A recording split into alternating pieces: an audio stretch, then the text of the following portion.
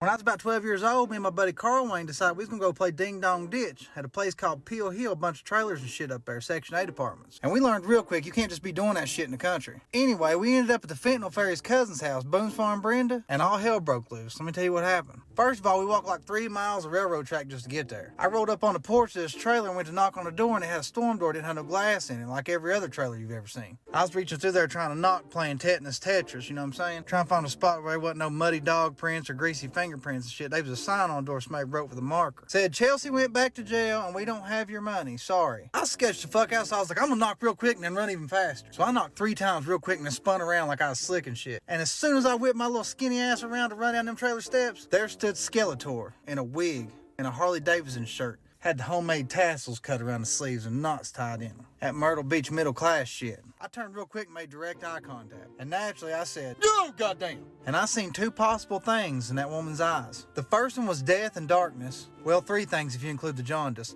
But the second one that I really noticed was the fact that she probably just really wanted to party. But fuck that, I was petrified. I was scared. I didn't know what to do. My buddy Justin bailed on me 35 seconds earlier, took his pussy with him. But he's what saved my life because I was so petrified I couldn't even move. I was scared to death. Then I heard him say, "Run, it's a witch!" I looked over and I said, "Do what?" He said, "It's a witch, goddammit, run!" I looked at her and I looked at him and I looked at her. I said, "No, it's a zombie." Then I looked back at her. I said, "No, it's a witch." I said, "Oh, goddamn, I got to run. It's a zombie witch." I started just slowly turning around that way I could get the yard to my back so I could turn and run real quick. She was just looking at me. She had little sticks where her legs were supposed to be. And some fucking pleather, untied, pink shoestring, fake Doc Martin Goodwill shoes shit going on. Had a pair of cut-off denim shorts, used to be jeans and shit. Looked like they were just floating where she didn't have no ass, no legs. They were just floating there. Little piece of meat hanging out with a little chandelier and tampon string hanging out beside of it. I went to back up real slow to where I could get to where I could turn around and run. That's when she hissed at me. She pulled a big-ass purse off her side and opened it up in my face. I could hear something breathing down in there. I couldn't help. I was trying to make eye contact, but I wanted to look. I just kept looking at her, and I'd look down,